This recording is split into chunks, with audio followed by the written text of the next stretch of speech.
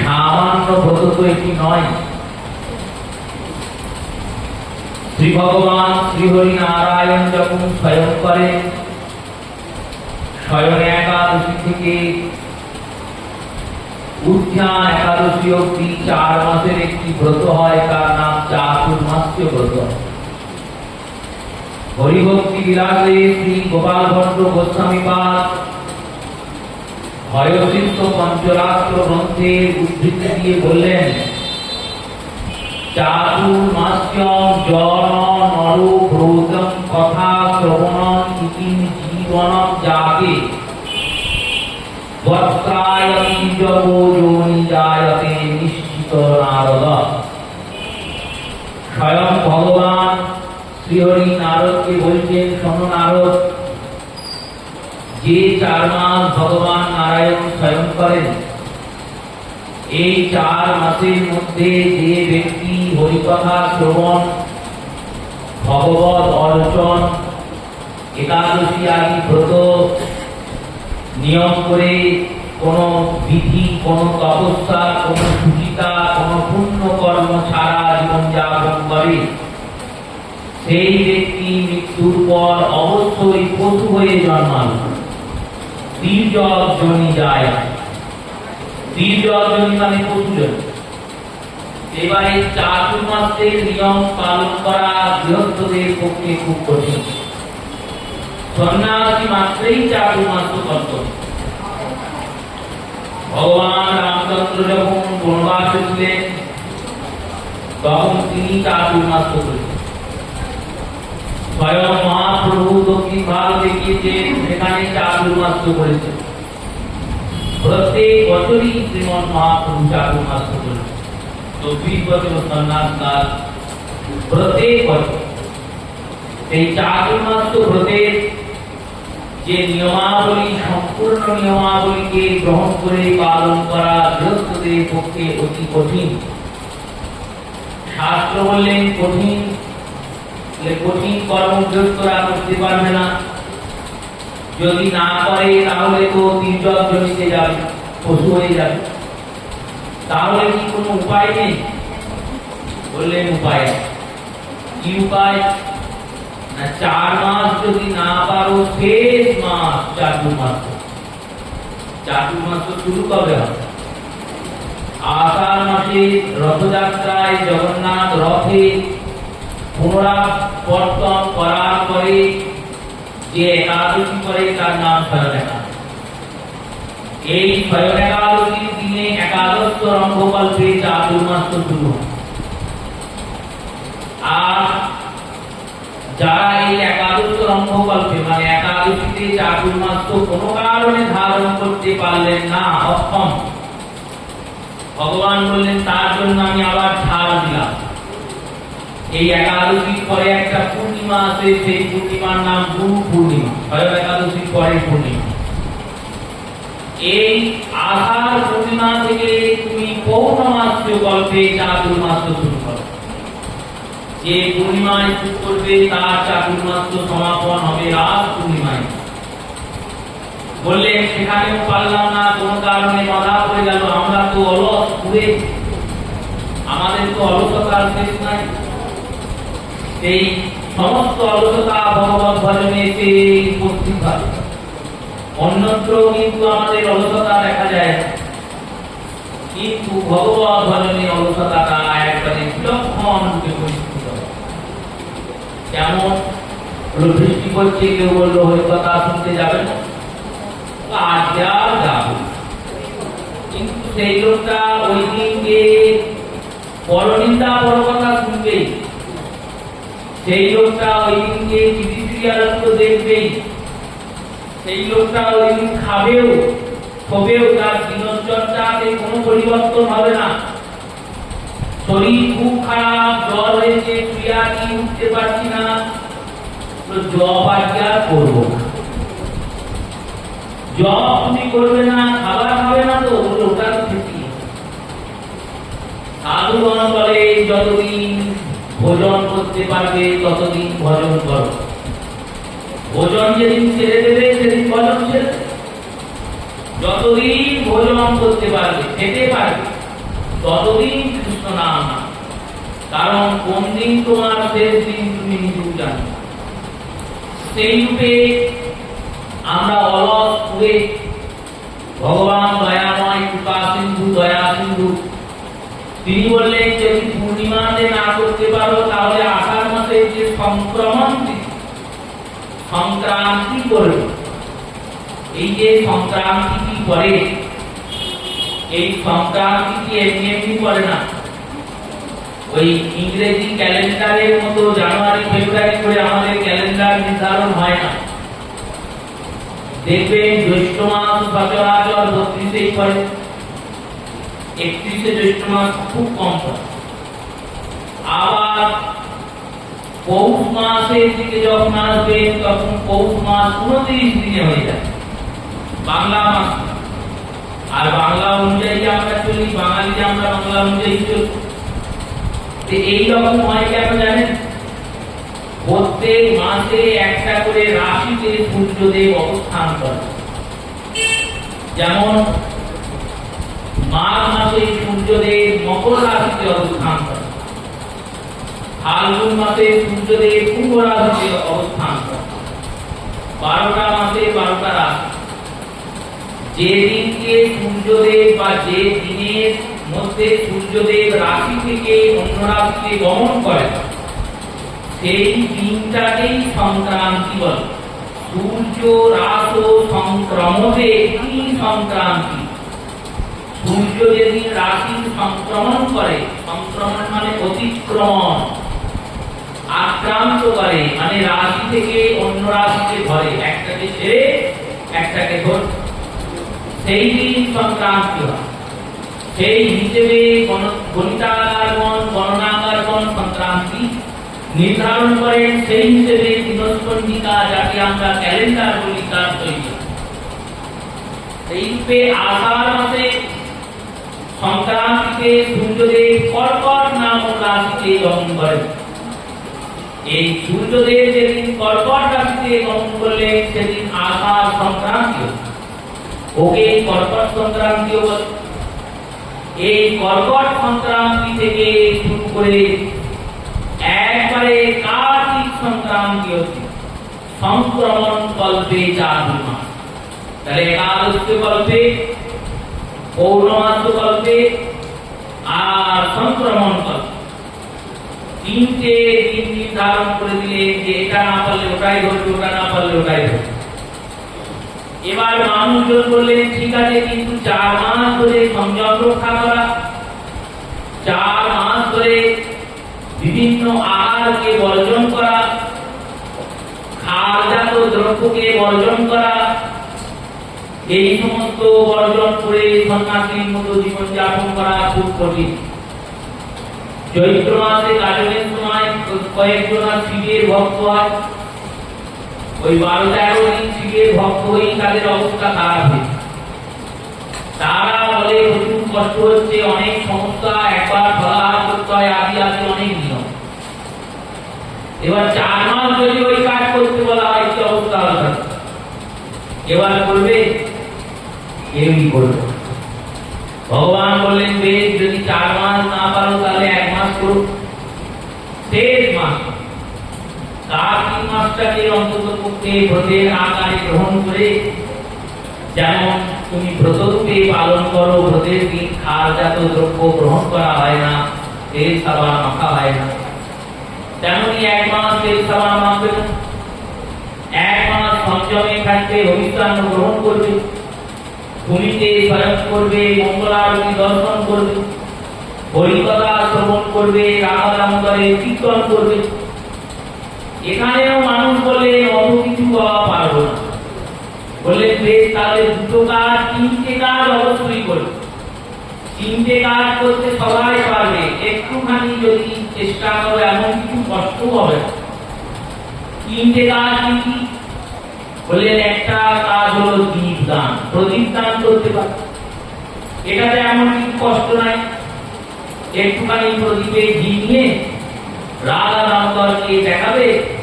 দেখানোর নিয়ম কেমন? বললো দামোদরের চরণে 4 বার গোবিন্দের আরতির নিয়মই এটা। যখন চরণের দিকে আরতি হবে 4 বার। এইবারে 4 বারের এক একটা বার তুমি 1 ঘন্টা ধরে ঘোরাতে পারো, একবারে 1 ঘন্টা করে হাতটা, কিন্তু 4 বারের বেশি করলে ওটা অধিক হয়ে গেল, ওটা শাস্ত্রের মর্যাদার অধিক, তুমি বেশি বেশি করো। শাস্ত্র বলে 4 বার ভগবানের চরণে আরতি দর্শন প্রদীপ। নাভিতে বলে নাভিতে 2 বার, আর বদন কমলে 3 বার, 4 2 3। আর সর্বাঙ্গে ওই মাথা থেকে বদন, চরণ আর চরণ থেকে মস্তক, এই 7 বার। যখন আরতি প্রদক্ষিণ হবে তখন দক্ষিণাবর্তে মানে ঘড়ির কাঁটা যেদিকে ঘুরে, ঘড়ির কাঁটাটাকে লক্ষ্য করবে। 12টার পর 1টায় যাচ্ছে, 1টার পর 2টায় যাচ্ছে, 2টার পর 3টায় যাচ্ছে, দক্ষিণে আবর্ত হচ্ছে। এই আরতিটা দক্ষিণে আবর্ত হয়, দক্ষিণ থেকে বাম দিকে। আর যখন আরতি হবে, যখন দামোদরকে দর্শন করাবে, তখন যদি সম্ভব হয় এই কটা করলেই হবে। দীপদানের এটাই অঙ্গ, কিন্তু দীপদানের অঙ্গের মধ্যে বলছেন আরো একটা মাহাত্ম্য জুড়ে দিলেন হরিভক্তি বিলাস। বললেন দীপদান কালে যদি কোনো ব্যক্তি দামোদর অষ্টকম পাঠ করতে করতে দীপদান করেন, তাহলে ভগবান শ্রী দামোদর অতিশয় তার উপর প্রসন্ন, এটা অতিশয় প্রসন্ন। এই দীপদান করতে পারলেই হবে। দীপদানের মাহাত্ম্যটা কেমন দেখুন। হরিভক্তি বিলাসে 2টো গল্প বলেছেন গোপাল ভট্ট গোস্বামী। এক রাজকুমারী জন্মিয়েছে রাজার ঘরে, সেই রাজকুমারী অপরূপ সুন্দরী। এই অপরূপ সুন্দরী রাজকুমারী মুখখানা পোড়া, জন্ম থেকেই মুখে পোড়া দাগ। এবার এত সুন্দরী রাজকুমারী কিন্তু মুখটা পোড়া, ঠোঁটের কাজ। রাজকুমারী চিন্তা করে আমি কেমন কর্ম করেছি যে জন্ম থেকে জন্মিয়েছে, তারপর কোন দুর্ঘটনা হয়েছে, মুখ খুলেছে, তা তো নয়। ও মায়ের গর্ভ থেকেই ওই রকমই জন্মিয়েছে, কিছুতেই সমাধান হয় না। একদিন ওই রাজ্যে ঋষিবর এসেছেন, রাজকুমারী বিবাহ হয়ে গেছে, রাজকুমারী এক দেশের রানী হয়ে গেছে, কিন্তু জনসামর্থ্যে যেতে পারেন না, মুখটা পোড়া, লোকে হাসাহাসি করে। এক প্রকাণ্ড জ্ঞানী যোগী প্রবর রাজকুমারী ভাবছেন আমি তাকে দিয়ে জিজ্ঞাসা গিয়েছেন, জিজ্ঞাসা করেছেন, হে মহাত্মা, আমার জীবনে কোনো দুঃখ নাই, একটাই দুঃখ, আমি এত রূপবতী অথচ মুখটা পোড়া। জন্ম থেকে আমি কোনোদিন দারিদ্রতা দেখি নাই, কারণ রাজার মেয়ে হয়ে জন্মেছি, রাজা কি হয়ে রানী হয়েছি। আমি গৌর গোবিন্দের ভজনাও কিন্তু এরাও কেন হলো। মহাত্মা ঋষিবর বলছেন, শোনো, তুমি আগের জন্মে মুসকি ছিলে। মুসকি মানে স্ত্রী ইঁদুর, মুসিক মানে মুসিকি মানে হচ্ছে স্ত্রী ইঁদুর। তা একদিন এক হরিমন্দিরে এক ভক্ত দামোদর মাসে প্রদীপ দিয়েছে। এবার সেই প্রদীপ জ্বলছিল, জ্বলতে জ্বলতে প্রদীপের যে শিখাটা সেটা কমবে, শিখাটা কমতে কমতে যখন খুব কমে গিয়েছে, সেই সময় তুমি ওই মন্দিরে গিয়েছিল, আর ওই প্রদীপের ভিতরে থাকা ঘিটাকে খাওয়ার জন্য যখন তুমি মুখ দিয়েছিলে, তখন ওই তোমার মুখ লেগে প্রদীপের শিখাটা একটু উঁচু হয়ে গিয়েছিল, প্রদীপটা একটু ভালো করে জ্বলেছিল। আর ওই ঘি খাওয়ার জন্য যখন প্রদীপে মুখ দিয়েছিলে, তখন তোমার মুখটা পুড়ে গেল।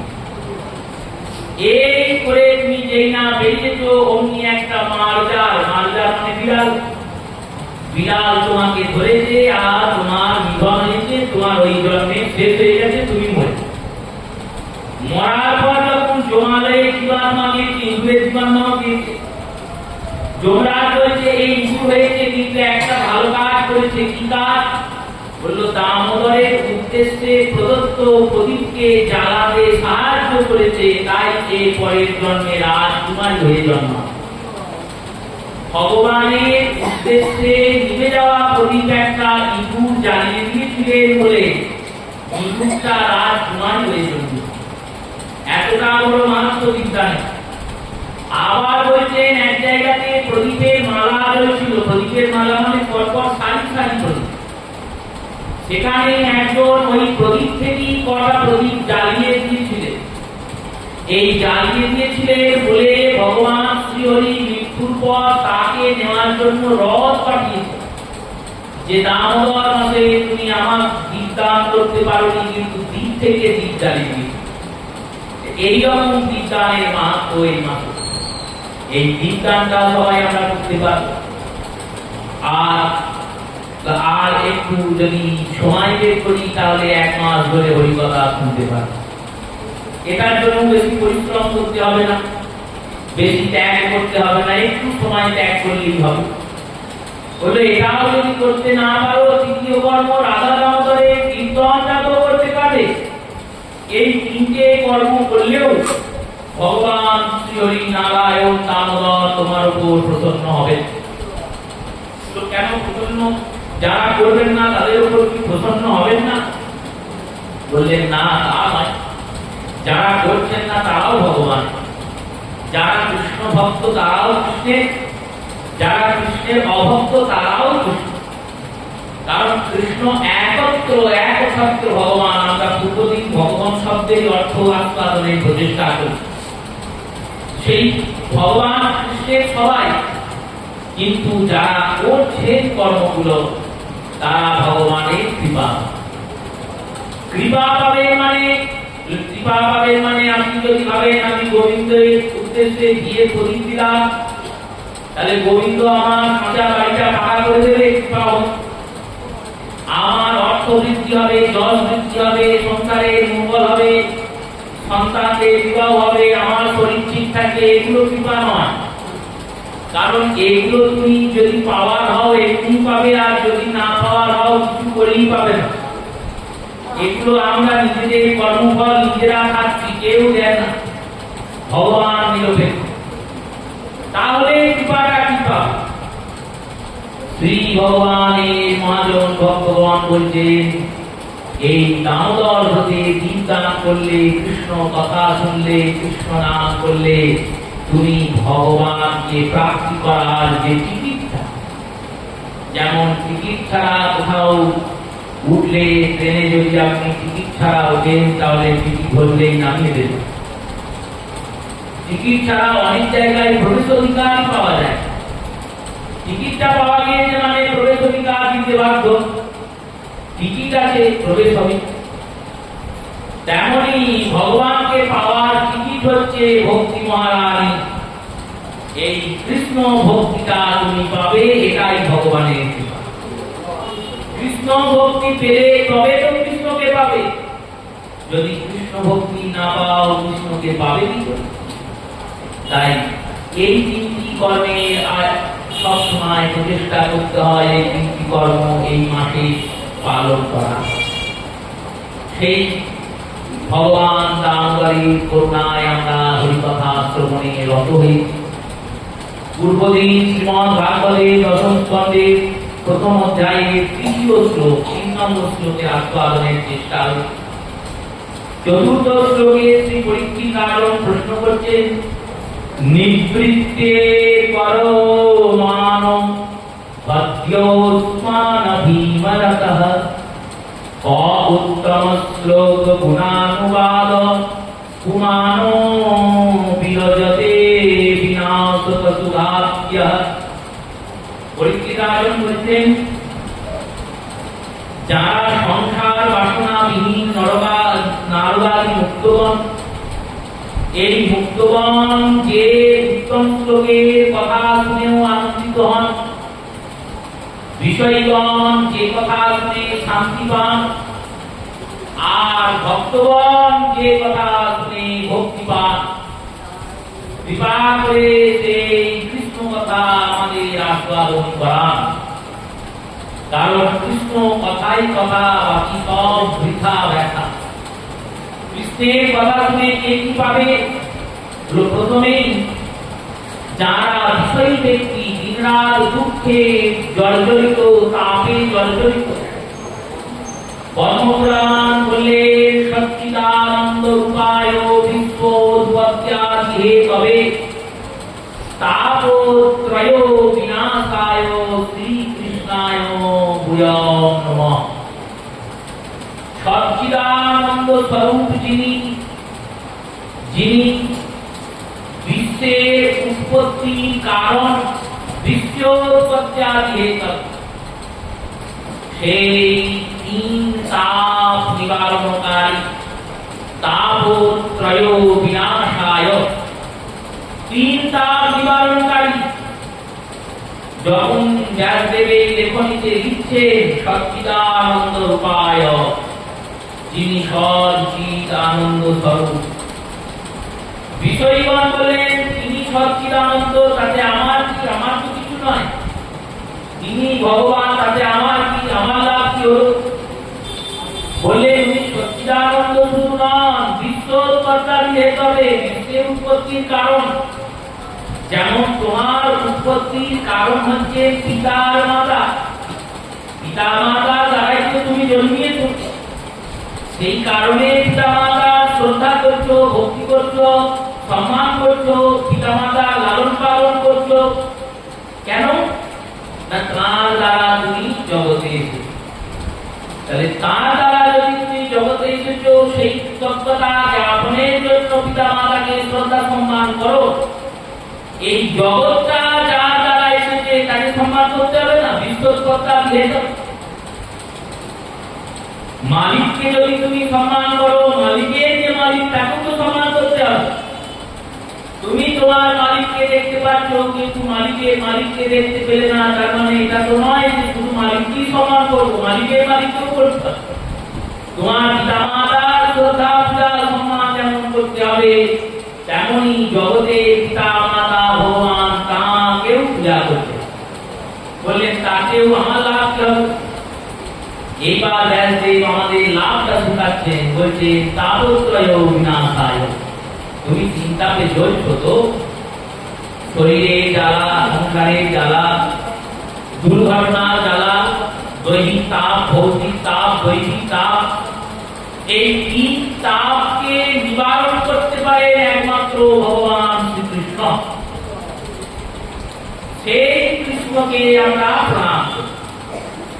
শ্রীকৃষ্ণায় ভূয়ঃ নমঃ। এবার কৃষ্ণকে প্রণাম করি মানে কৃষ্ণকে পেলে আমার চিন্তা হবে যারা দূর। আচ্ছা, কৃষ্ণকে পাবো কোথায়? মন্দিরে গিয়ে পাবো? বললেন হ্যাঁ পাবে, না পাওয়া হবে না, কিন্তু পেয়ে চিন্তা পেয়ে জ্বালাটা অনুভব সহজে হবে। মন্দিরের যে বিগ্রহ, সেই বিগ্রহের মধ্যে গোবিন্দের দর্শন, গোবিন্দের প্রাপ্তি, ভগবানকে দর্শন করে তোমার যে মানসিক শান্তি, সেই শান্তিটা পাওয়ার জন্য তোমাকে সাধক হতে হবে। সাধক ছাড়া মন্দিরে বিগ্রহ দর্শন করে কি শান্তি পাওয়া যাবে? ঠাকুর রামকৃষ্ণ ভবতারিণীর মধ্যে মাকে দর্শন করেছে এবং সেই মায় আজও পূজিত হচ্ছে। ওই ঠাকুর রামকৃষ্ণের পরে সেইভাবে তো আর মাকে কেউ প্রাপ্তি করতে পারছে না। যারা যাচ্ছে তারা কামনা ডালি নিয়ে যাচ্ছে, কামনা পূজা দিচ্ছেন, কিন্তু মায়ের কাছে গিয়ে সেই শান্তিটা পাচ্ছেন। ঠাকুর রামকৃষ্ণ বিবেকানন্দকে বলেছিলেন, বিবেকানন্দ বলছেন তুমি তোমার মায়ের কাছে গিয়ে চেয়ে দাও আমার জন্য। বললেন তোর দরকার, তুই জানিয়েছেন। বিবেকানন্দ তিনবার গেলেন, পারলেন না যাই। ঠাকুর বললেন কি চাইবি? বিবেকানন্দ বলে জ্ঞান দাও, বৈরাগ্য দাও, এই সমস্ত চাই না। কেন মর্যাদা চাই না? কেন বললো আমার মন থেকে এলো। সেই মা ভবতারিণী বিগ্রহ এখন আছে দক্ষিণেশ্বরে। সেই দক্ষিণেশ্বরে আমরাও যাচ্ছি, ভবতারিণী মাও আছে, আমরাও আছি। ওই আমাদের তো মনে হয় না যে মাকে বলি মা আমায় ধন দিও না, জল দিও না, জ্ঞান দাও, বৈরাগ্য দাও, ওই আমরা তো চাই না। আমরা গিয়ে সেখানে ধন যশ চাই, কারণ মা সেই ভাবেই আছে। আমরা তো কেউ বিবেকানন্দ, আমাদের তো সেই যোগ্যতা আছে না। তাই বিগ্রহের মধ্যে যে ভগবত সত্তার দর্শন, সেই সত্তার দর্শন তুমি যখনই পাবে যখন তুমি সাধক হবে। সামান্য জীব কি করে কৃষ্ণকে পাবে? সাধক তো কৃষ্ণকে পাবে, সামান্য জীবে কৃষ্ণ প্রাপ্তি কি করে হবে? ব্যাসদেব বললেন একটা জায়গা আছে যেখানে গেলে সামান্য জীব কৃষ্ণ পেতে পারে। যে দীক্ষিত নয় সেও পেতে পারে, যে এখনো ভক্তির ঘটাও জানে না সেও পেতে পারে। কোথায় গেলে পাবে? বললেন নাহং তিষ্ঠামি বৈকুণ্ঠে যোগিনাং হৃদয়ং নচ যত্র মদ্ভক্তারায়তি তত্র তিষ্ঠামি নারদ। যেখানে হরিকথা হচ্ছে সেখানে গেলে তুমি অবশ্যই কৃষ্ণকে পাবে। এই কৃষ্ণ কথা যতক্ষণ আমরা শুনছি ততক্ষণ আমরা কৃষ্ণ সঙ্গ করছি, যতক্ষণ আমরা কৃষ্ণ কথা শুনছি ততক্ষণ আমরা সাধু সঙ্গ করছি, যতক্ষণ আমরা কৃষ্ণ কথা শুনছি ততক্ষণ আমরা ভজন করছি। আমরা কিন্তু কোনো বক্তৃতা শুনতে আসিনি, গল্প শুনতে আসিনি, কাহিনী শুনতে আসিনি। আমরা শ্রবণ নামক যে ভজনাঙ্গ সেটাকে জাগরণ করতে এসেছি। শ্রবণ নাম ভজনাঙ্গ মানে বললেন যেমন মন্ত্রে জপের সময় ধ্যান করছেন সাধক, সেটা যেমন ভজন, তেমনি কৃষ্ণ কথা শুনছি, মনটাকে কথার মধ্যে একবারে সুন্দরভাবে স্থির করে, এটাও ভজন। প্রথম ভজন শ্রবণ, প্রথম ভজন শ্রবণম কীর্তনম শ্রীকৃষ্ণ স্মরণ। ধ্যান তো তৃতীয়তে গেল, স্মরণ মানে তো ধ্যান। প্রথমেই শ্রবণ। এই পরীক্ষিত আলোক বলছে এই দুর্বল, আপনি আমাকে সেই ভগবানের কথা শোনান, যে কথা শুনে বিষয়তে এই তাপিত হৃদয়টা শান্ত হয়, যে কথা শুনে ভক্তদের হৃদয়ে প্রেম উৎপন্ন হয়, যে কথা শুনে মুক্তজন ভগবত সাক্ষাৎকার লাভ করে। এই কথাটি সাক্ষাৎকার, অন্তঃকরণে গোপালের সেই অপরূপ লীলা দর্শন, এটাই তো সাক্ষাৎকার। সেই কথা কৃপা করে শ্রবণ করা। পিতা মহাস্মে ভদ্রত্য ত্রাস্ত স্থিত বেঙ্গল দুত্বত্বয় কৈরব সৈন্য সাগরম কৃতরতবান ভক্ত কতো স্ম প্লাবত। বললেন আমার পিতামহ যুধিষ্ঠির রাজা অর্জুনাদি এই পাণ্ডবগণ ওই বিরাট কৈলাস সৈন্যের যে সাগর, সেই সাগরকে বৎসৎপদ, বর্তমানে বাছুর, বাছুরের ফুলের যেটুকু দাগে খাল হয় সেইটুকুর মধ্যে যেটুকু জল দাঁড়ায়, সেই ওইটুকু খাল পার করতে যেমন আমাদের কোনো পরিশ্রম করতে হয় না, অনায়াস পার হয়ে যায়, তেমনি ওই মহান মহান রথী মহারথীদের যে সৈন্য সাগর কৈলাসের ছিল, যেখানে পিতামহ ভীষ্ম কর্ণ দ্রোণ বিকর্ণ কৃপাচার্য অশ্বত্থামা মহান যোদ্ধাদের উপস্থিতি হয়েছিল, সেই কৈলাস সৈন্য সাগরকে যে কৃষ্ণের কৃপায়, যে ভগবানের কৃপায় বাছুরের পায়ে ফুলের খালে রাখা জলের মতো অনায়াস আমার পিতামহরা পার করেছে, এই কৃষ্ণচন্দ্রের কথা শ্রবণ করা, এই কৃষ্ণচন্দ্রের কথা শ্রবণ করা। এখানে শ্রীধর গোস্বামী পাঠ করেছেন, পরীক্ষিত রাজন বুঝিয়ে দিচ্ছেন যেমন পাণ্ডবজন 5 জন ছিলেন আর কৌরবজন ছিলেন 100 জন। সৈন্য সংখ্যাতে পাণ্ডব পক্ষের সৈন্য সংখ্যা ছিল 7 অক্ষয়ণ, আর কৌরব পক্ষের সৈন্য সংখ্যা ছিল 11 অক্ষয়ণ। পঞ্চ পাণ্ডবদের মধ্যে যতজন যোদ্ধা ছিলেন তার মধ্যে সব থেকে শ্রেষ্ঠ যোদ্ধা ছিলেন অর্জুন, আর অর্জুনের সমগোত্রীয় যোদ্ধার শেষ নেই কৌরব পক্ষ। পিতামহ ভীষ্ম যিনি যদি চিন্তা করতেন আমি যুদ্ধকে শেষ করে দেবো, তাহলে একদিনই যুদ্ধ শেষ করতে পারে। পিতামহ ভীষ্মের মতো যোদ্ধা কেউ আছে যিনি পরশুরামের সঙ্গে সংগ্রাম করেছেন, গুরুদেবের সঙ্গে? ভগবান পরশুরামকে যুদ্ধ করেছেন পিতামহ ভীষ্ম। যার হাতের মধ্যে মৃত্যু আছে, তিনি ইচ্ছা মৃত্যু বরদান প্রাপ্ত।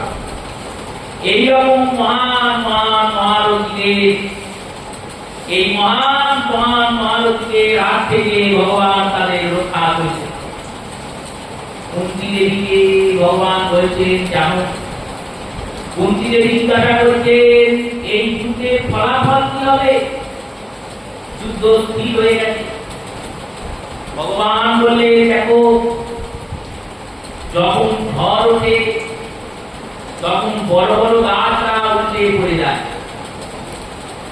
কিন্তু যখন ঝড় ওঠে তখন ওই বিরাট বিরাট বন উপড়ে পড়ে যাওয়ার পরেও লতা রূপী তৃণরূপী যে মৃত ব্যক্তিরা আছে, যারা একবারে লতা, যারা তৃণ, এই লতা তৃণ কি উল্টিয়ে পড়ে দেখেছ? ঘাসে কোনো উল্টানোর ভয় আছে? ঝড় আসুক জল আসুক ঘাসের কোনো ভয় নাই। সেই রূপে যারা আমার চরণে আশ্রিত হয়ে আছে তাদের কিছু হবে না, বাকিটা কেউ মানবে না। এটাই নিয়ম। কবি কাঠে বসে আছেন, একজন যাতা ঘোরাচ্ছে, দেখছেন এক মা যাতা ঘোরাচ্ছে, একদিকে শস্য দিচ্ছে আর যাতাটা ঘুরছে। যাতাটা ঘোরার পরে যাতাটাকে উল্টিয়েছে, উল্টিয়ে ঝাড়াঝুড়ি করেছে, দেখছেন কিছু শস্য গোটায় থেকে গেছে। মাকে জিজ্ঞেস করছেন, আপনি তো যাতায় ফিরছেন, শস্য কটা গোটা থাকলো কি করে? যাতা যেখানে লাঠিটা ঢুকেছে ওই মাঝখানে একটা ছিদ্র, যে ছিদ্রে যাতার চাকা দুটোকে নাড় করানো, ওই মাঝখানে যে ছিদ্রে চাকা দুটো দাঁড়িয়ে আছে, ওই ছিদ্রের ফাঁকে যে শস্যগুলো গিয়ে আটকিয়ে দিয়েছিল তারা অক্ষত থেকে গেছে, তাদের কিন্তু চূর্ণ হয়নি, তারা চূর্ণিত হয়নি, বেঁচে। কবি বললেন এটাই তো সিদ্ধান্ত। কি সিদ্ধান্ত?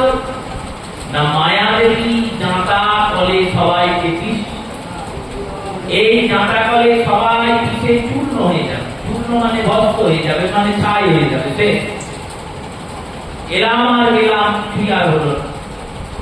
এই মায়ার যাতার মধ্যে যারা কৃষ্ণ নামকে আশ্রয় করে আছে তারাই অক্ষত থাকবে, বাকি সবাই চূর্ণ।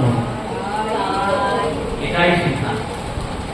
নামকে আশ্রয় করে আছে বলে আর ক্ষত হলো না, অক্ষত থাকবে। সেই রূপে মনে করি দিচ্ছে পরীক্ষিত, সেই ভগবান কৃষ্ণের কথা। দ্রোণং ত্বস্ত্রবীত্যং মদঙ্গ সন্তান বীজ গুরু পাণ্ডবান যুগপুষ্টিতং গতো অত্তা চক্রমাতুচ শরণবতায়। ভাবছেন গুরুদেব নাও বলতে পারেন, দামি জিনিস সবাইকে দেখানো যায়, সেই দামি জিনিসটা খরিদ করার মতো যোগ্যতা থাকলে তবেই তো দেখাবে। দোকানে যদি আপনি কোনো জিনিস কিনতে যান, প্রথমেই তো জিজ্ঞেস করবে আপনার বাজেট কত, করবে কি করবে না? সেই বাজেটটা যেমন থাকে তেমন জিনিস দেখাবে।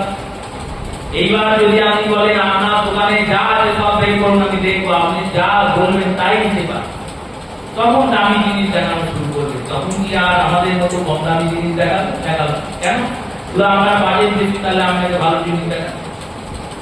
তেমনই দামি জিনিস দেখানোর জন্য সেই ব্যক্তির খরিদ করার যোগ্যতা থাকতে হবে, তবেই দামি জিনিস দেখানো যায়। কৃষ্ণ কথা থেকে দামি কি জগতে আর কিছু আছে? এই কৃষ্ণ কথা যে শোনাবে তার যোগ্যতাটা কি আছে? পরীক্ষিত মনে করিয়ে দিচ্ছে আমার যোগ্যতাটা কি জানেন? বলছে যিনি আমাকে মাতৃগর্ভে রক্ষা করেছিল, সেই চক্রধারী গোবিন্দ যাকে আমি মাতৃগর্ভে রেখেছিলাম, যখনই অশ্বত্থামা ব্রহ্মাস্ত্র নিক্ষেপ করেছিল, আর নিক্ষেপিত ব্রহ্মাস্ত্রের থেকে রক্ষা পাওয়ার জন্য উত্তরা কাশী এসে উত্তরাকে খবর দিয়েছে, ব্রহ্মাস্ত্রের নিক্ষেপ হয়েছে তোমার গর্ভে। উত্তরা ভাবছে আমি কার কাছে যাব? কুন্তী আর দ্রৌপদী দুজনে বসে আছেন। কুন্তী আর দ্রৌপদীকে বলছেন আমাকে রক্ষা কে করবে? প্রাণ হয় আমার নাই, কারণ আমি ক্ষত্রিয়ানি, ক্ষত্রিয়ের স্ত্রী। ক্ষত্রিয় দেশটা এমন স্নানং ভীতং অব্রহ্মং যুদ্ধে ভীতং আত্রয় বণিজ্যেশ্চ বৈশ্যকুলং সেবায়ং ভীতসূত্রয়ে। গৌতম ঋষি বললেন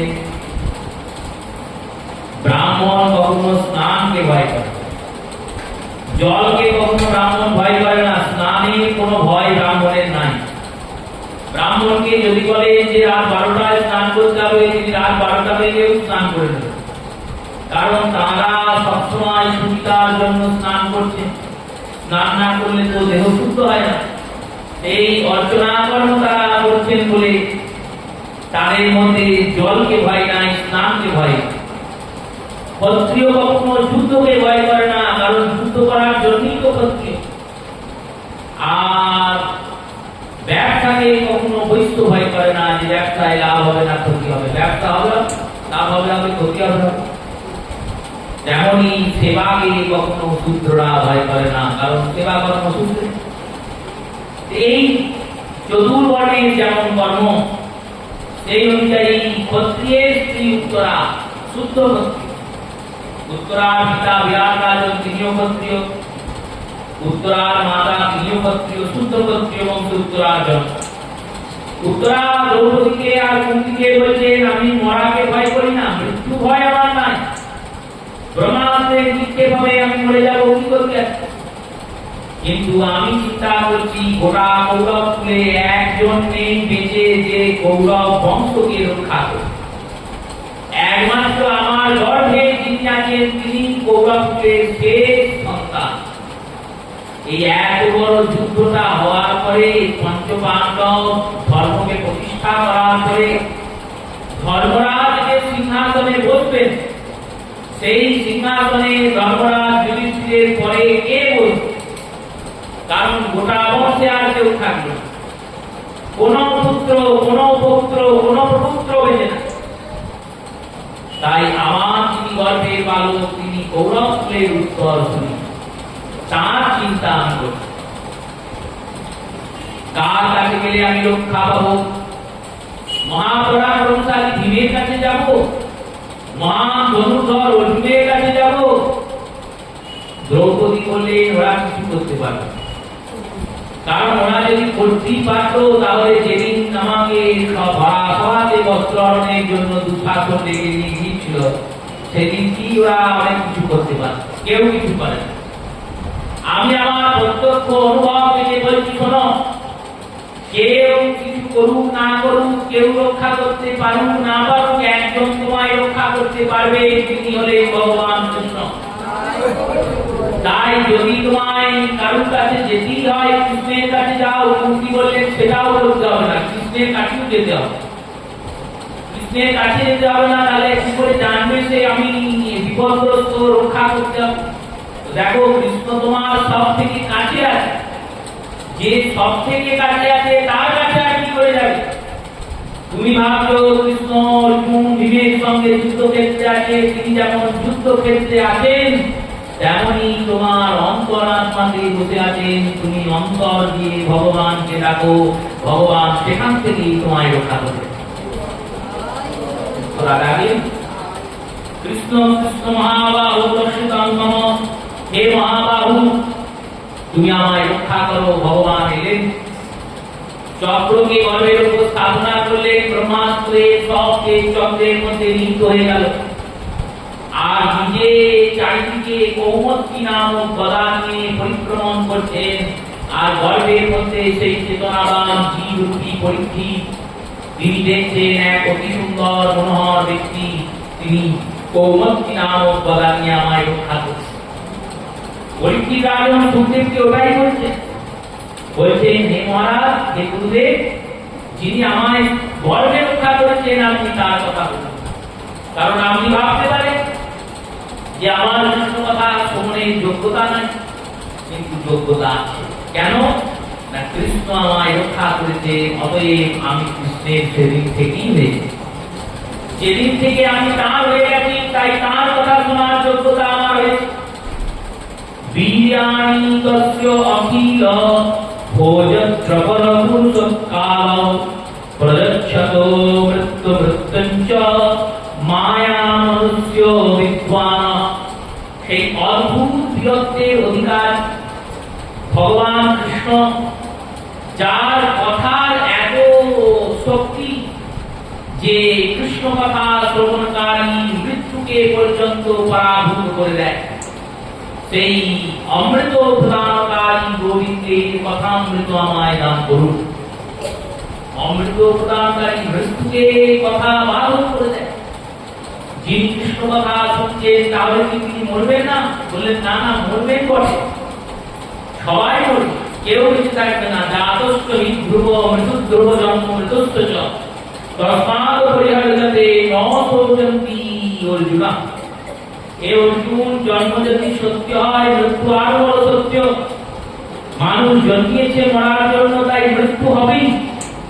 তাহলে কৃষ্ণ কথা শুনলে মৃত্যু হবে না বলছেন কেন? বললেন কৃষ্ণ কথা শুনলে মৃত্যু এই কারণে হবে না। অন্য যারা ভজন সাধন ছাড়া জীবন যাপন করছেন, তারা মৃত্যুর পর জমালয়ে যাবে, আর জমালয়ে গিয়ে পুনরায় ৮৪ লক্ষ জনি পরিভ্রমণ করবেন। কিন্তু কৃষ্ণ কথা যে কর্মে প্রবেশ করেছে, সেই কৃষ্ণ কথা প্রবেশকারী কর্ণ, কৃষ্ণ কথা যে দেহে প্রবেশ করেছে, সেই কৃষ্ণ কথা প্রবেশকারী দেহ, কৃষ্ণ কথা যে আত্মা শ্রবণ করেছে, সেই আত্মা মৃত্যুর পর যোগ দর্শন করবে না, জমালয়ে যাবে না, সে কৃষ্ণের ধামে যাবে। এত মহিমা কথা, তাহলে তো সবাই চলে যাবে, তাহলে তো আর পৃথিবীটাই থাকছে না। বললেন যদি কৃষ্ণ ধামে নাও যায়, তাহলে মনুষ্য শরীর পাবে, আর ভক্ত অনুগ্রহে পাবে, সাধু সঙ্গে পাবে। যে সাধু সঙ্গ করে সে পুনরায় ভজনে রত হয়ে কৃষ্ণকে পাবে। জগতে দুটো বিদ্যা আছে, একটি বিদ্যার নাম পরাবিদ্যা, আর একটি বিদ্যার নাম অপরাবিদ্যা। জগতে স্কুল, কলেজ, বিদ্যালয়, বিশ্ববিদ্যালয়, মহাবিদ্যালয়ে যে শিক্ষা দান হয়, সেটি অপরাবিদ্যা। এই অপরাবিদ্যা আপনি যত বড়ই বিদ্যান অপরাবিদ্যায় হন না কেন, যত শিক্ষাই পান না কেন, যত জ্ঞান পান না কেন, মৃত্যুর পর সব ডিলিট হয়ে যাবে। ডিলিট হয়ে গেলে যেমন শেষ হয়ে যাবে, একবারে শূন্য, আর কিছু থাকবে না। আপনি যদি প্রফেসর ব্যক্তি যদি মারা যায়, সে মৃত্যুর পর একটুকু বিদ্যা নিয়ে যেতে পারবে না, আবার জগতে আসবে না, আবার জন্মাবে, তখন তাকে আবার সেই বই থেকে শুরু করতে হবে। এটাই অপরাবিদ্যার মাহাত্ম। কেন না, অপরা মানে মায়া নিঃশেষ হয়ে যাবে, শেষ হয়ে যাবে। আর পরাবিদ্যা মানে কৃষ্ণ ভজনটাই পরাবিদ্যা, ভগবত ভজনটাই পরাবিদ্যা। এই ভগবত ভজনের যে নাম গ্রহণ করছেন, জপ করছেন, ভজন করছেন, কৃষ্ণ কথা শুনছেন, কৃষ্ণ দর্শন করছেন, তীর্থে গমন করছেন, মনটা কৃষ্ণে যে আসক্ত হচ্ছে, মনটা কৃষ্ণে প্রেরিত করছেন, ভগবানের সঙ্গে যুক্ত হচ্ছেন, এই যে যুক্তিকরণ হলো আপনার, এই যুক্তিকরণটা আপনার সঙ্গে যাবে। পরের জন্মে যখন আপনি আসবেন, তখন ওই ভজনটা নিয়েই আসবেন। এই কারণে জন্ম থেকে কেউ কৃষ্ণ ভক্ত হয়, জন্ম থেকেই কেউ কালী ভক্ত হয়, জন্ম থেকেই কেউ শিব ভক্ত হয়, আবার জন্ম থেকেই কেউ নাস্তিক হয়। এইটাই সঙ্গে যাবে। তাই পরাবিদ্যার সঙ্গে যায়। এই পরাবিদ্যার সঙ্গে যায় বলে কৃষ্ণ ভজন গান ব্যক্তি মৃত্যু নাই। তিনি জন্মের পর মৃত্যুর বন্ধন থেকে উদ্ধৃত হয়ে পুনরায় যখন জন্মাবেন, যেখানে শেষ করে দিলেন সেখান থেকেই শুরু করবেন। শেষ থেকে যদি শুরু হয় তাহলে তো শেষই হলো না, কারণ আবার একটা সুযোগ পেয়ে গেলে। আর বাকিতে তো শেষ হয়ে গেল, তাই বাকিতে মৃত্যু হয়ে গেল। তিনি মৃত্যু গ্রহণ করলেন না, কৃষ্ণ কথা শ্রবণের যাপন। এরাম বচ্চ সর্বং মে পুনঃ কৃষ্ণ চেষ্টিতম ভুক্তর মহর্ষি সর্বজ্ঞ শ্রদ্ধানিত বিশ্বরম। হে কৃষ্ণ লীলাগম পরায়ণ, হে সর্বজ্ঞ শিরোমণি, আমি জিজ্ঞাসা করতে জানি বা না জানি, আপনি কৃপাপূর্বক শ্রীকৃষ্ণের সমস্ত কথা আমায় শ্রবণ করেন। একটুকু যেন আমায় বাদ দিলেন না, কারণ যেটাই বাদ পড়ে যাবে সেটাই আমি আর পাবো না।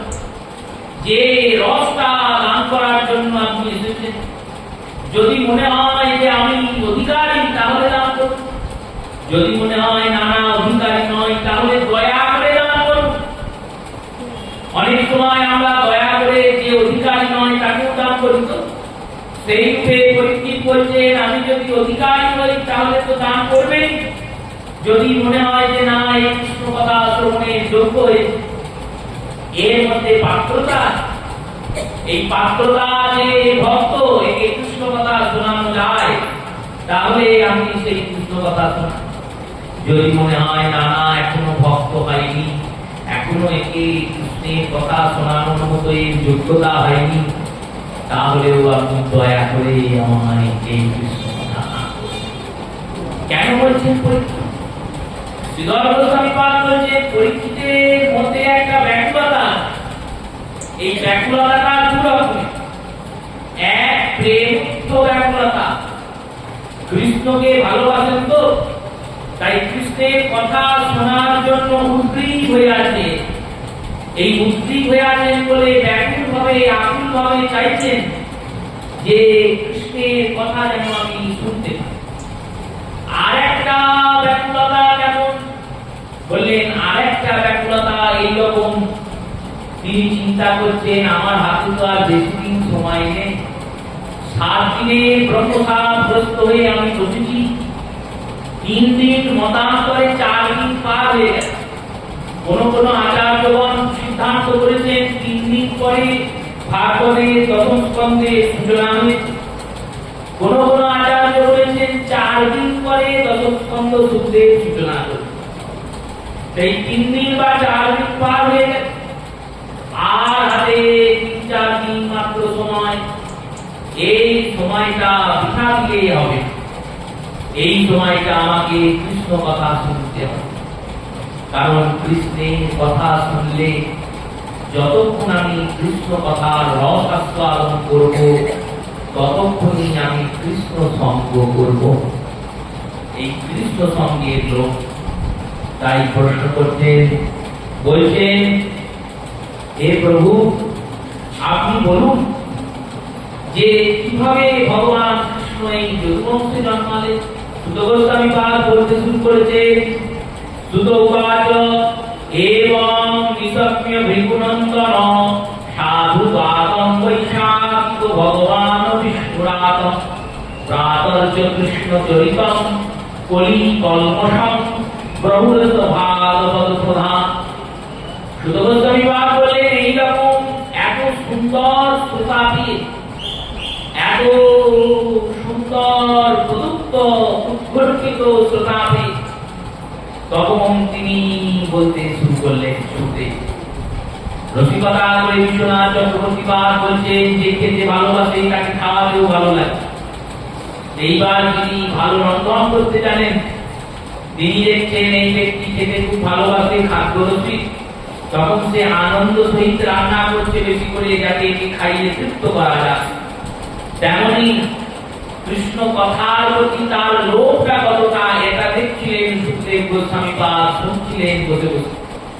পরীক্ষিতের এই লোভটা যখন জানতে পেরেছেন যে এই সব ছেলে কৃষ্ণচন্দ্রের কথার প্রতি লোভ যুক্ত হয়েছে, লোভ না থাকলে তো ভজন হবে না। গৌড়ীয় দর্শন আর অন্যান্য আচার্যদের দর্শনের পার্থক্যটা এইখানে। অন্যান্য আচার্যগণ বলেছেন কাম, ক্রোধ, লোভ, মোহ, মদমাৎসর্য সবকে নাশ করতে হবে। সংযমের দ্বারা তুমি এদেরকে নাশ করবে, তবে গিয়ে তুমি ভগবান পাবে।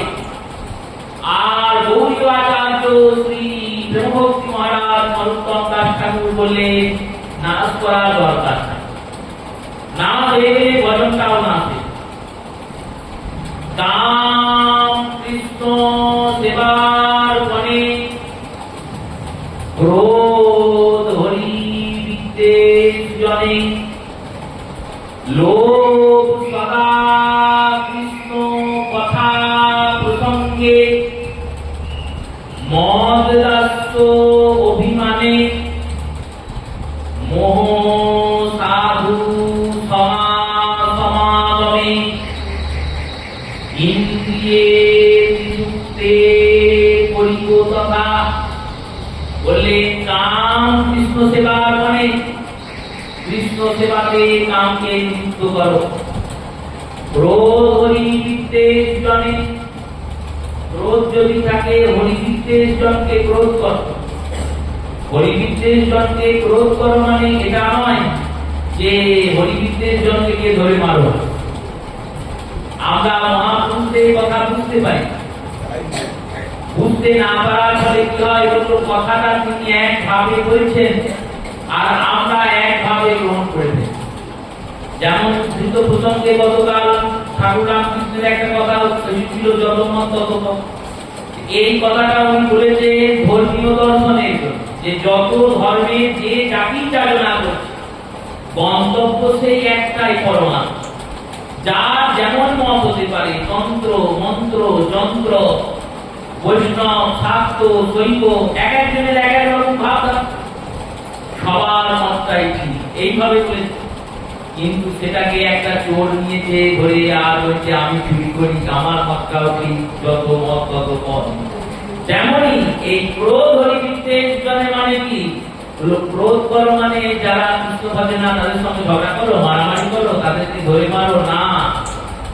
ক্রোধ হলে যেমন আমরা তার সঙ্গে কথা বলি না, তেমনি যিনি হরিনিন্দা করেন, হরি বিমুখ, তার সঙ্গে কথা কম বলো, তাকে এড়িয়ে যাও।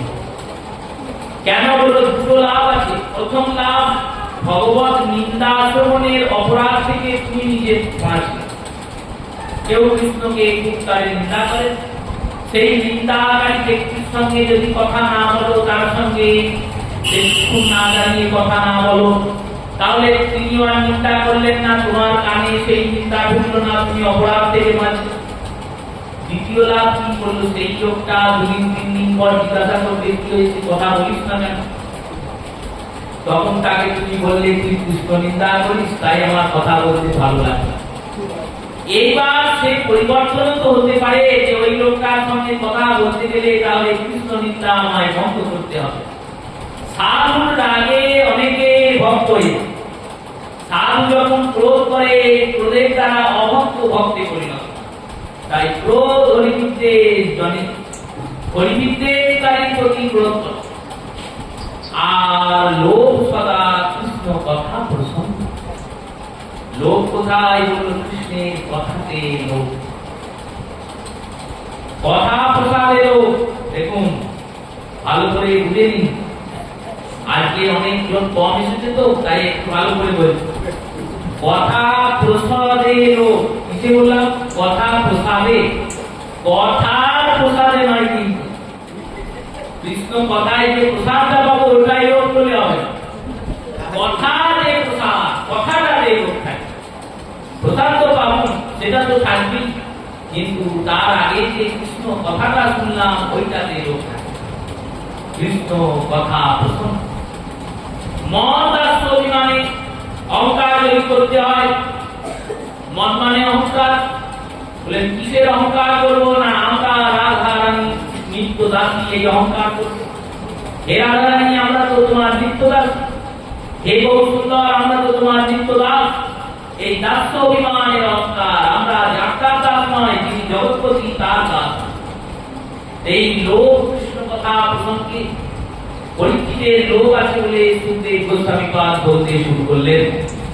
শ্রী শুক উবাচ শক্যবাসিতা বুদ্ধি রাজশ্রী সত্তমঃ বাসুদেবং কথায়তে যজ্ঞতানষ্টকীরতি। সুখদেব কত সুন্দর দার্শনিক সিদ্ধান্ত দিয়ে দিলেন। বললেন যার কৃষ্ণ কথা শুনতে ভালো লাগে তিনি ভগবানের ভক্ত হয়েছেন, এটা তার সব থেকে বড় প্রমাণ। কারণ ভগবানের ভক্ত না হলে ভগবানের কথা শুনতে ভালো লাগবে না।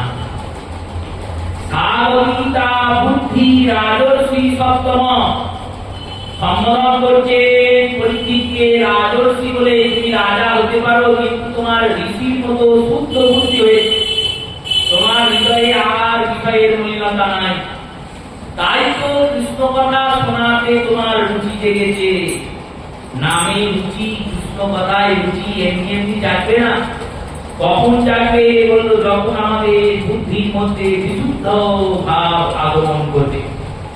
বাসুদেবং কথা পুষ্ণ পুরুষানাং স্ত্রীণ গুণতিহি বক্তারো প্রযোজ্য শ্রোতত্র ইয়তং যথা। গোবিন্দের চরণের নিঃসৃত গঙ্গা যেমন তিন ভুবনকে পবিত্র করছে, তেমনি ভগবানের কথা গঙ্গা গোটা জগৎকে পবিত্র করে। এই কথাকে গঙ্গার সঙ্গে তুলনা, এই তুলনা দিয়েছে শ্রীধর গোস্বামী পাঠ করলেন। তুলনাটা যথার্থ। কেন না, সত্যপাতক সম্বন্ধী সাধ্য দুঃখ বিনাশিনী সুখদা মোক্ষদা গঙ্গে গঙ্গে পরমাণু। এই পরমগতি প্রদানকারী, সত্যপাতক বিনাশকারী, সুখ প্রদানকারী সুখদা, মোক্ষ প্রদানকারী মোক্ষদানকারী, এই পতিত পাবনী পাবনাশিনী বেদস্বিনী হরি চরণ কমল উদ্গমা শ্রীমতী গঙ্গা দেবীতে স্নান করলে আমাদের পাপ নাশ হয়, দুঃখের নাশ হয়, মোক্ষ প্রদান, মোক্ষ প্রাপ্তি। তেমনি কৃষ্ণ কথা শ্রবণ করলে আমাদের সর্বপাপ নাশ হয়, আমাদের হৃদয় শান্তি পায়, আমরা কৃষ্ণ প্রেমভক্তি প্রাপ্তি করি। তাই গঙ্গার সঙ্গে কথা গঙ্গার তুলনা দেওয়াটা যথার্থ। শ্রীধর গোস্বামী পাঠ করলেন আরেক জায়গায় মিল আছে। কোথায় মিল? না, ভগবানের চরণ থেকে নিঃসৃত হয়ে এই গঙ্গা দেবলোকে ছিল। ভগীরথের তপস্যার প্রভাবে গঙ্গা পৃথিবীতে এসেছে। সেই গঙ্গা শিব জটায় ধারণ করেছেন, আর ভগীরথ প্রার্থনা করাতে জটা থেকে সেই গঙ্গাকে নির্গমন করেছে।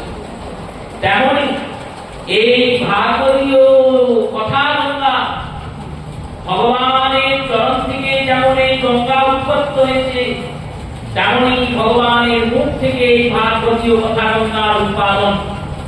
ভগবান শ্রী হরিনারায়ণ প্রথমে তার পুত্র ব্রহ্মাকে চতুশ্লোকী ভাগবত দান করেছেন।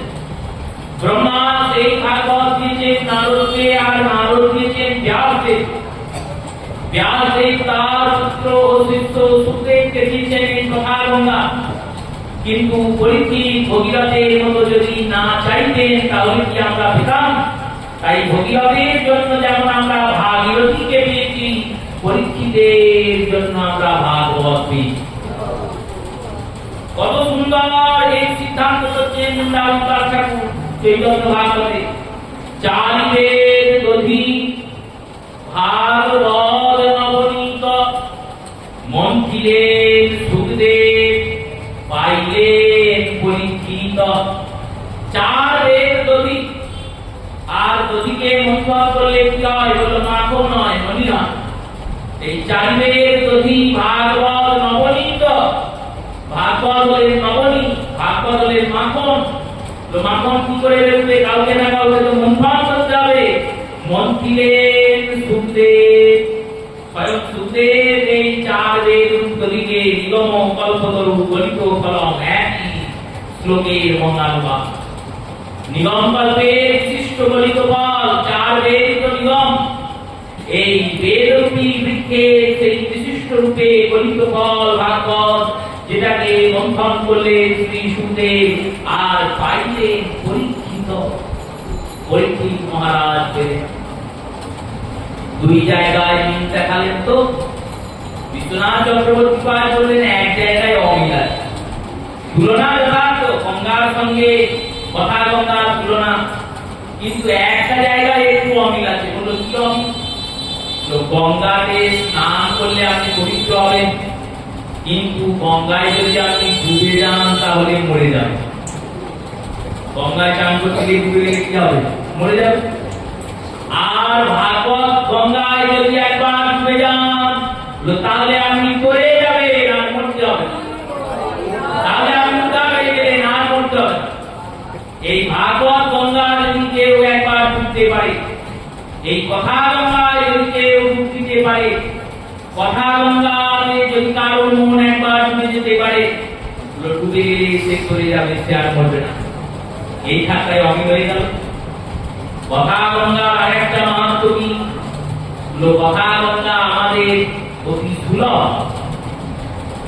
সত্যবাদী গঙ্গার সুলভতা আছে। আমরা কাটোয়ায় বাস করছি, আমাদের কাছে আমরা যাবো গঙ্গায় চান করে চলে আসবো, কিন্তু সবার কাছে তো সুলভ নয়। কিন্তু ভাগবত গঙ্গা পৃথিবীব্যাপী সবার কাছে সুলভ। আপনি ভাগবতকে ডাকলেই ভাগবতী আপনার গৃহে যাবে, আপনি ডাকলেই আপনার গ্রামে যাবেন, প্রান্তে যাবেন। আমরা অতি সহজে এই গঙ্গার আস্বাদন করব। গঙ্গা স্নানে কিছু নিয়ম আছে, বিধি আছে। সেই বিধিতে স্নান করলে তবেই গঙ্গা স্নানে পূর্ণ পাওয়া যায়, নদের পাওয়া যায় না। কেমন বিধি বললেন? প্রথম গঙ্গাকে প্রণাম করে গঙ্গাতে চরণ রাখতে হয়, পা রাখতে হয়। দ্বিতীয়, গঙ্গাতে স্নান করে তেল সাবান মাখতে নাই। তেল সাবান যদি আপনি গঙ্গায় স্নান করে মাখেন তাহলে কোনো পূর্ণ পাবেন না। চান করা হবে কিন্তু পূর্ণ হবে না। তৃতীয় বলেন, গঙ্গাতে দাঁড়িয়ে কখনো গা মুছতে নাই, গা ঝাড়তে নাই। যদি আপনি গঙ্গায় দাঁড়িয়ে গা ঝাড়েন, আপনার গা থেকে যত জল পড়বে তত পূর্ণ করবে। এই এতগুলো বিধি আছে গঙ্গা স্নানে। শুদ্ধ অবস্থায় গিয়ে গঙ্গা স্নান করতে হবে। শুদ্ধ অবস্থায় মানে শুদ্ধ বস্ত্রে গিয়ে, শয্যা বস্ত্র পরে গঙ্গা স্নান হয়, শৌচ বস্ত্র পরে গঙ্গা স্নান হয় না। শুদ্ধ বস্ত্রে গঙ্গা স্নান করলে তবেই গঙ্গা স্নানের ফল। আর পরে এসবের বিধি আছে না, ভাগবতের এসবের কোনো বিধি নাই। ব্রহ্মা বলেছেন স্থানে স্থিতা শ্রুতিগতম। আপনি যেমন আছেন, যে অবস্থায় আছেন, যে পরিস্থিতিতে আছেন, যে স্থিতিতে আছেন, একটু কষ্ট করে এসে কথা গঙ্গার ধারে বসুন, একটু কষ্ট করে এসে কথা প্রসঙ্গে বসুন। ভাগবতের এমন মহিমা, এই ভাগবত প্রেমতরঙ্গ আপনাকে সমুদ্রের মতো স্নান করলে কৃষ্ণ ভক্তিতে আপ্লুত। এটাই ভাগবতের মহিমা। এই কথা গঙ্গার তুলনা দিলেন শুনতে। এরপর বলতে শুরু করেছেন ভগবানের সেই অমৃতময় কথা। পরীক্ষিত রাজন প্রশ্ন করলেন, বললেন, হে মহারাজ, ভগবান কি কারণে যদুবংশে জন্মালেন? কি কারণেই বা ভগবান কংসকে নিধন করলেন? ভগবানের দাদা যে বলরাম, তিনি বসুদেবের পুত্র, দেবকীর পুত্র হলেও দেহান্তর ছাড়া এক দেহ থেকে অন্য দেহে স্থানান্তরিত কি করে হলেন? এই সমস্ত প্রশ্ন যখন করেছেন, তখন শ্রী সুখদেব গোস্বামীপাদ ভগবান গোবিন্দের সেই অপরূপ জন্ম বৃত্তান্ত শোনাতে শুরু করেছেন। আগামী দিন গোবিন্দের কৃপায় আমরা সেই প্রসঙ্গ আস্বাদন করব। শ্রী গুরু রামকৃষ্ণদেবায় হরি বল।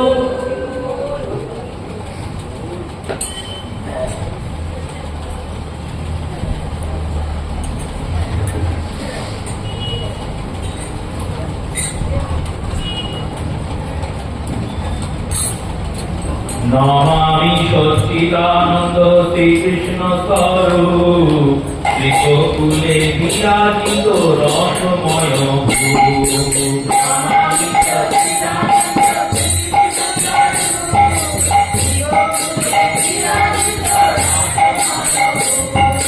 হরি হরি মাতৃভয়ে পলায়ন লীলা, সুন্দর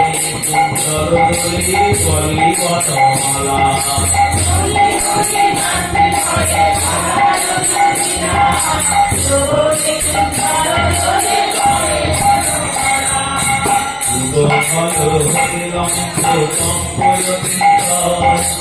আমি যশোদা হয়ে জয়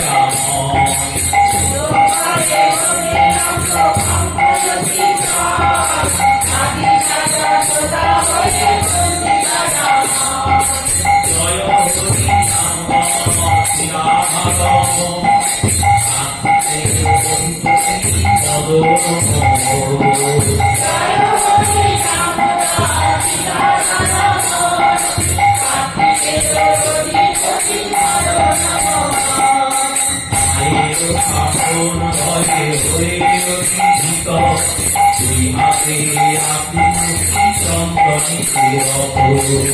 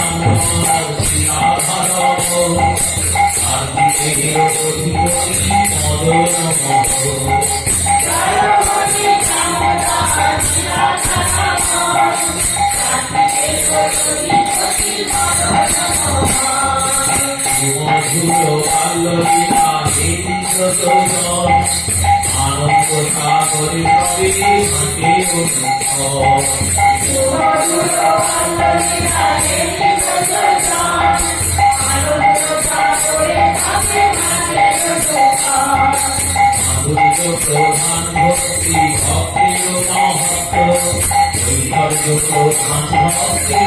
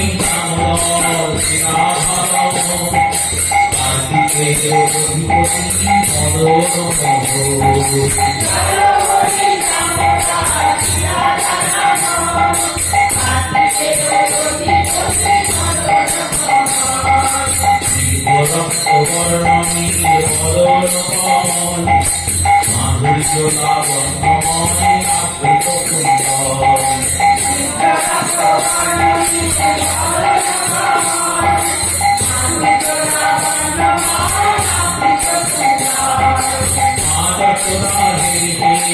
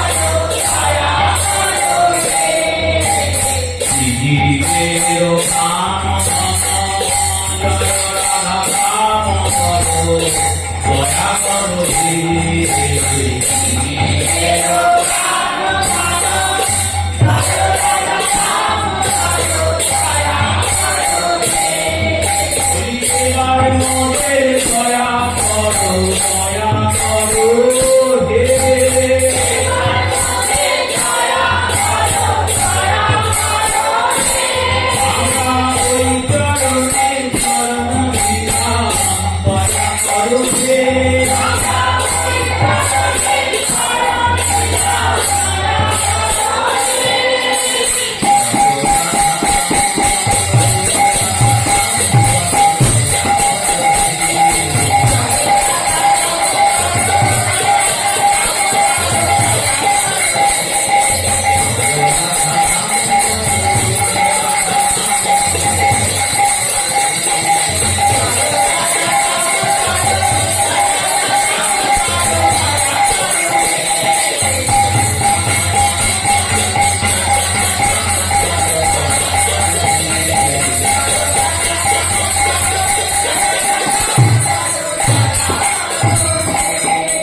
তাই নিয়ম করে সদাই ডাকে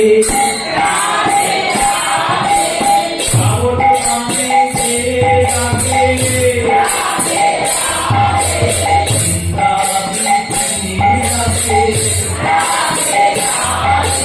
যমুনা পুরিনে ডাকে